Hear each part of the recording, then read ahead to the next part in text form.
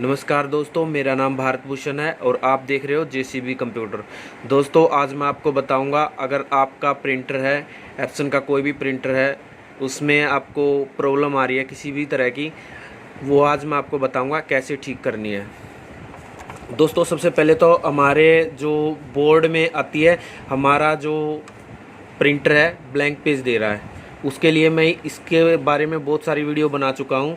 उसके लिए आपने सबसे पहले क्या करना है, F1 होता है, F1 चेक कर लेना है उसका। अगर F1 ख़राब है तो उसको शॉर्ट करके आप सीधा ही जम्फर लगा सकते हो। ये जो F1 है, यहाँ पे इसको हटा के यहाँ पे एक जम्फर लगा सकते हो और ठीक हो जाएगा ये। उसके बाद ये जो एक कंडेंसर होता है, इसको भी आपने चेक करना है, ये लीकेज तो नहीं है। अगर ये लीकेज है तो इसको हटा के इसकी जगह पे दूसरा आप कंडेंसर लगा सकते हो या कोई PF लगा सकते हो।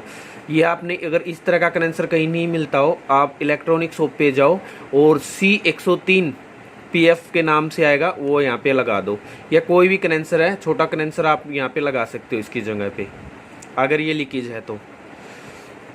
अगर आपके जो बोर्ड में आपका जो एप्सन का प्रिंटर है ऑन नहीं हो रहा, तो उसके लिए बताता हूँ। जो ये मोसपेड होते हैं, इनके कारण क्या होता है कि आपकी जो पावर सप्लाई ना ख़राब हो जाती है और आपके जो प्रिंटर है ऑन नहीं हो पाता।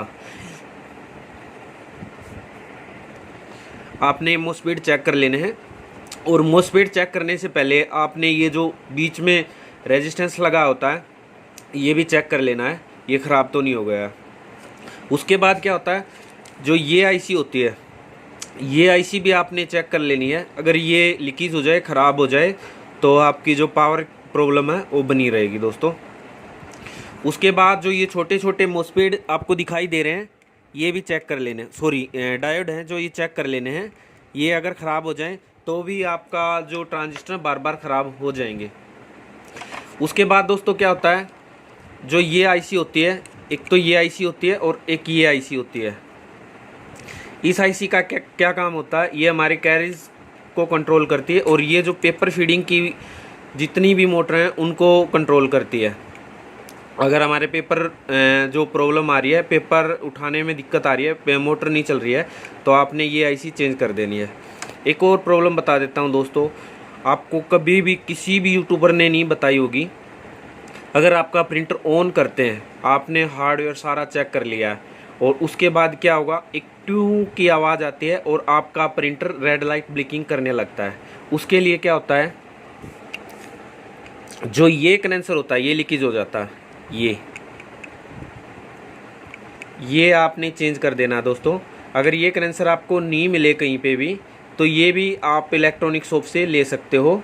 इसकी जगह पे आप लगा सकते हो C118, ये लगा सकते हो यहाँ पे, और ये ठीक हो जाएगा। बायोज आईसी के बारे में मैं आपको बता भी चुका हूँ, सभी बोर्ड एक सेम होते हैं। अगर किसी भी प्रिंटर की आप बायोज आईसी उस दूसरे बोर्ड में डाल दोगे, तो वही प्रिंटर वही हो जाएगा। जैसे 110 की मैंने 360 में डाल दी, तो 110 का ही बोर्ड बन जाएगा, ये पूरा का पूरा यही बोर्ड बन जाएगा। अगर दोस्तों और भी आपको कुछ राय लेनी है प्रिंटर के बारे में या किसी और प्रिंटर के बारे में, तो मुझे कमेंट्स में ज़रूर बताएं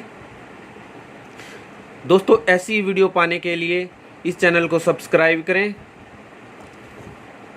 वीडियो देखने के लिए थैंक्स। जय हिंद, वंदे मातरम, भारत माता की जय।